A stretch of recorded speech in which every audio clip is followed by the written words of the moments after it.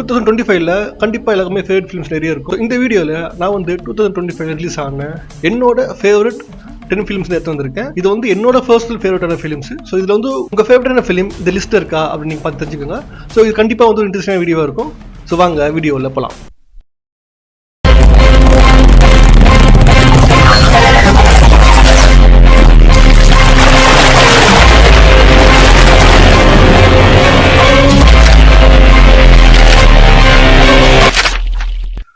நம்ம லிஸ்ட்ல 10வது பார்க்க போற படம் என்ன அப்படின்னு பாத்தீங்கன்னா யமகாதகி. இந்த படம் வந்திருக்கு நிறைய பேருக்கு தெரியுமா இல்லைன்னு தெரியல. பட் உண்மையிலேயே ஒரு சூப்பரான படம். இதோட ஸ்னீக் பீக் வந்து நான் வந்து யூடியூப்ல பார்த்துட்டு தான் வந்து நான் படத்தையே பார்த்தேன். இதோட பிளாட் என்ன அப்படின்னு பாத்தீங்கன்னா, ஒரு ஊரு, அந்த ஊர்ல வந்து ஒரு பொண்ணு செத்துருவா. அந்த பணத்தை வந்து தூக்கவே முடியாது. என்னடா இந்த கணக்கு நடக்குது? டேய் பணம்னா அப்படிதான்டா கணக்கும். மூடி தூக்குடா. அந்த பணத்தை யாராலுமே தூக்கவே முடியாது. அவ்வளவு வெயிட்டா இருக்கும். அந்த பொண்ணால சில அமானுஷங்களான விஷயங்கள் நடக்கும். அது வந்து ஒரு அமானுஷமான விஷயம் அப்படின்னு நினைப்பாங்க. பட் இல்ல, அந்த பொண்ணால சில நல்ல விஷயங்கள் நடக்கும். அண்ட் அந்த பொண்ணும் செத்து போன அந்த பொண்ணமே தன்னோட சாவுக்கு யாரு காரணம் அப்படிங்கறத வந்து கண்டுபிடிக்கும். ஒரு இன்ட்ரெஸ்டிங்கான சூப்பரான படம். இந்த படம் வந்து எனக்கு பர்சனல் ஃபேவரட். ரொம்ப கம்மி பட்ஜெட்ல சூப்பரா எடுத்திருப்பாங்க. சோ இந்த படம் வந்து என்னோட லிஸ்ட்ல 10வது இடத்துல இருக்கு. உள்ள போய் தூங்குங்கப்பா.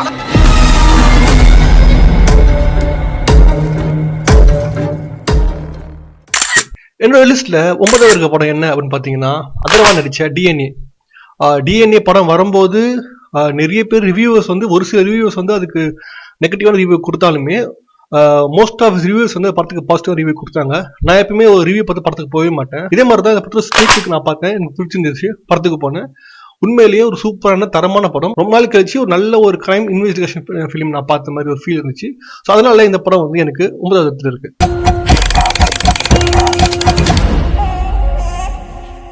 நம்ம லிஸ்ட்ல 8வது இருக்க படம் என்ன அப்படின்னு பாத்தீங்கன்னா மாரிசன். மாமன்னனுக்கு அப்புறமா வடிவேலுக்கு நடிக்க ஒரு ஸ்கோப் கொடுத்த ஒரு படம். அதுவும் வந்து படத்துல ஃபஹத் ஃபாசில் வந்து நடிச்சிருப்பாரு. 2 பேரோட காம்போ திருப்பி வரப்போகுது அப்படிங்கிறது நான் வந்து படத்தை பார்த்தேன். வடிவேலோட ஆக்டிங்கும் சரி, ஃபஹத் ஃபாசிலோட ஆக்டிங்கும் சரி, கிளைமேக்ஸ்ல ஒரு சின்ன ட்விஸ்ட்னு சொல்லிட்டு எல்லாமே வந்து படத்துல சூப்பரா இருக்கும். ஸோ அதனால வந்து மாரிசன் 8வது இடத்துல இருக்கு. நம்ம லிஸ்ட்ல 7வது இருக்க படம் என்ன அப்படின்னு பாத்தீங்கன்னா காந்தா. காந்தா இப்பதான் ரிலீஸ் ஆச்சு. நிறைய பேர் வந்து காந்தா படம் பார்த்துட்டு ஃபர்ஸ்ட் ஹாஃப் ரொம்ப சூப்பரா இருந்துச்சு, செகண்ட் ஹாஃப் பிடிக்கல அப்படின்னு சொன்னாங்க. பட் பர்சனலா செகண்ட் ஹாஃப் எனக்கு ரொம்ப பிடிச்சிருந்துச்சு. மேபி அதனால என்னவோ செகண்ட் ஹாஃப் இன்னும் கொஞ்சம் கிரிப்பிங்கா எடுத்திருந்தா காந்தா வந்து இந்த வருஷத்தோட டாப் 3 லிஸ்ட்ல இருந்திருக்கும். பட் ஓகே, பட் இருந்தாலும் காந்தா வந்து எனக்கு ரொம்ப பிடிச்ச படம். இந்த படம் வந்து பாத்தீங்கன்னா என்னோட லிஸ்ட்ல 7வது இடத்துல இருக்கு.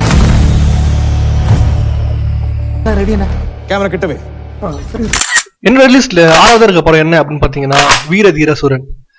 வீரதீர சூரன் இது வந்து ஆக்சுவலி சித்தாக்கு அப்புறமா அந்த டேரக்டர் எடுக்கிற ஒரு படம்.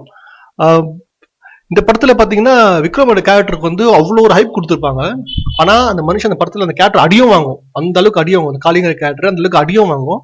படத்துக்கு ரொம்ப பிடிச்சது என்னன்னா, அவன் வந்து அவ்வளவு பெரிய ஆள், அவ்வளவு பெரிய மாசா இருந்தாலும் ஒரு சாதாரண மனுஷனால எத்தனை பேர் அடிக்க முடியும்? ஒரு 5 பேர் 6 பேர் தான் அடிக்க முடியும். அதுக்கு மேல வந்தாங்கன்னா யாரா இருந்தாலுமே ஒன்றும் பண்ண முடியாது. நான் வந்து ஹியூமன் தானே.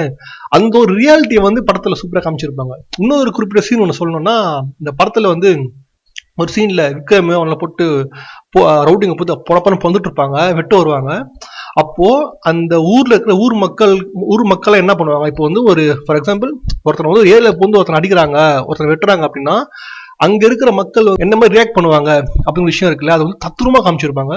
எனக்கு வந்து ரொம்ப பர்சனல் ரொம்ப பிடிச்ச படம் வீரதீர சூரன். ஸோ இந்த படம் வந்து என்னோட லிஸ்ட்ல 6வது இடத்துல இருக்கு. என்னோட லிஸ்ட்ல 5வது என்ன பண்ணிருக்கு அப்படின்னு பாத்தீங்கன்னா 11 வந்து ரொம்ப நாள் கழிச்சு ஒரு சூப்பரான ஒரு கிரைம் இன்வெஸ்டிகேஷன் பிலிம் பார்த்த ஒரு ஃபீல். எனக்கு ரொம்ப பிடிச்ச விஷயம் என்ன அப்படின்னா, இந்த படத்தோட அந்த பிளாஷ்பேக் போர்ஷன். ஏன்னா ஒரு பிளாஷ்பேக் போர்ஷன் எந்த அளவுக்கு நீங்க கன்வின்சிங் கொடுத்தா மட்டும்தான் ஆடியன்ஸால வந்து அந்த படத்தோட கனெக்ட் பண்ண முடியும். பேசிக்கலி இந்த படத்துல ஹீரோ வில்லன் தான், அவன் வந்து அதை கொலை பண்றான்.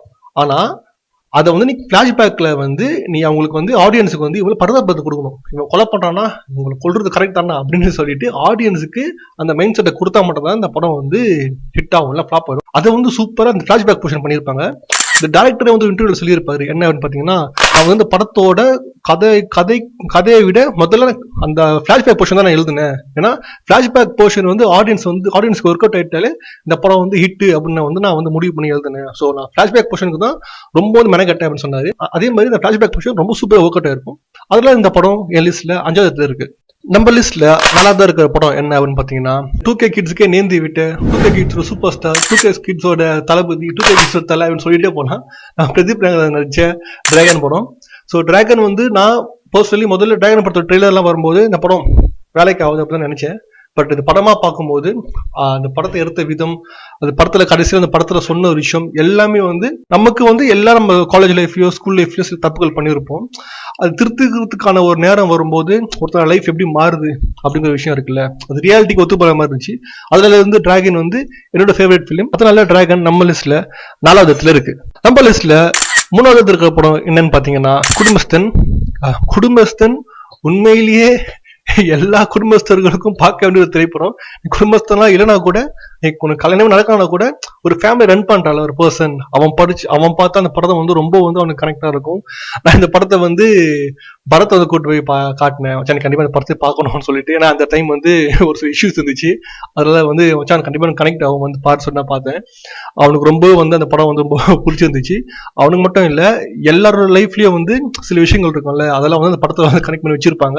ஸோ ரொம்ப சூப்பரான படம். முக்கியமா சொல்ல போனா இந்த கிளைமேக்ஸ் முன்னாடியே வந்து மணிகண்டன் வந்து காசை பத்தி பேசுற ஒரு டைலாக் ஒன்று இருக்கும்ல, அதெல்லாம் வந்து உண்மையிலே சூப்பரா இருக்கும். அதனால குடும்பஸ்தன் என்னோட லிஸ்ட்ல 3வது இருக்கு. இதுதான் நவீன். இது இருக்கிற வரைக்கும் அப்பா அப்பாவா இருப்பாரு, அம்மா அம்மாவா இருப்பாங்க, பொண்டாட்டி பொண்டாட்டியா இருப்பா.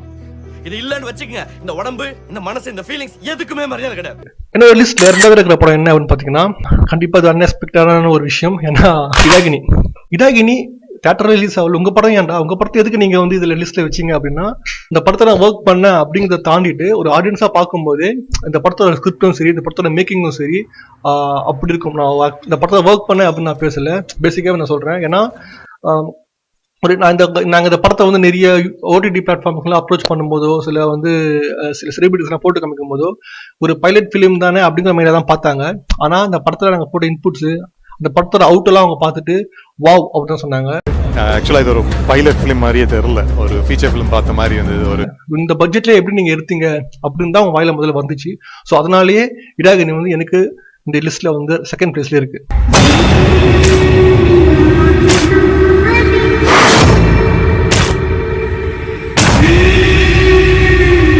ஸோ நம்ம லிஸ்ட்ல 1st பிளேஸ்ல இருக்கிற படம் என்ன அப்படின்னு பாத்தீங்கன்னா டூரிஸ்ட் ஃபேமிலி. ஒரு கமர்ஷியலான ஒரு படம். அதுல வந்து கொஞ்சம் கூடமே போர் அடிக்காம ஒரு சென்டிமெண்ட் சீன் இருந்துச்சுன்னா அடுத்த சீனையை வந்து நம்ம சிரிக்க வைப்பாங்க. ஸோ இதுதான் இந்த படத்தோட பெரிய ப்ளஸ் அப்படின்னு நான் சொல்லுவேன். நிறைய பேர் வந்து இதுக்கப்புறம் படம் வந்து பெரிய ஹிட் ஆயிடுச்சு. அதுக்கப்புறமா ட்விட்டர்ல நான் வந்து சில பேரோட டிபேட்ஸ் நான் டிபேட் பண்ணி ட்வீட் போட்டிருந்தாங்க. அப்போ சில பேர் சொன்னாங்க இந்த மாதிரி வந்து நாடை விட்டு நாடை வந்து இந்த திருத்தனமா வந்து வாழ்றாங்கல்ல, அவங்கள வந்து என்கரேஜ் பண்ற மாதிரி இருக்கு இந்த படம் அப்படின்னு சொன்னாங்க. இது சில பேரோட மைண்ட் செட் எப்படி இருக்குன்னு பாத்துக்கோங்க. பட் இது அதை பத்தி பேசின டாபிக் வேற மாதிரி போகும். பட் நான் உங்களுக்கு சொல்றது என்னன்னா, ஒருத்தனோட சொந்த நாட்டிலேயே அவன் நிராகரிக்கப்பட்டு அவனால வாழ முடியாம வேற ஒரு நாட்டுல ஒரு அகதியாவும் வாழ முடியாம அந்த நாட்டோட குடியுரிமை பெற முடியாம வாழ்ற ஒரு நிலைமை இருக்குல்ல, அதெல்லாம் இந்த ட்வீட் போடுறவங்களுக்குலாம் வந்துச்சுன்னா தெரியும். ஸோ வந்து என்னை பொறுத்த வரைக்கும் டூரிஸ்ட் ஃபேமிலி வந்து ஒரு அருமையான படைப்பு, கமர்ஷியலாகவே சரி. ஸோ அந்த படம் என்னோட லிஸ்ட்ல 1st பிளேஸ்ல இருக்கு. ஸோ இதுதான் ஃப்ரெண்ட்ஸ் என்னோட 2025ல என்னோட டாப் 10 ஃபிலிம்ஸ். ஸோ உங்களோட டாப் 10 ஃபிலிம்ஸ் 2025 எது அப்படிங்கிறத கீழே வந்து நீங்க கமெண்ட் பண்ணுங்க. அது ஹாலிவுட் படமா இருந்தாலும் சரி, அதுவும் கீழே கமெண்ட் பண்ணுங்க. நான் பார்த்து தெரிஞ்சுக்கிறேன். அது இந்த வீடியோ உங்களுக்கு பிடிச்சிருந்தா லைக் பண்ணுங்க, கமெண்ட் பண்ணுங்க, ஷேர் பண்ணுங்க. அண்ட் பக்கத்துல ஒரு ஹைப் பட்டன் இருக்கு. அந்த ஹைப் பட்டன் அமுக்கினா தான் நம்மளோட வீடியோஸ் வந்து கொஞ்சம் ரீச் ஆகும். ஸோ அந்த ஹைப் பட்டன் அமுக்கிட்டு நம்ம சேனலை சப்ஸ்கிரைப் பண்ணுங்க. அது உங்களோட சூப்பரான வீடியோல சந்திக்கிறேன். பாய் மக்களே.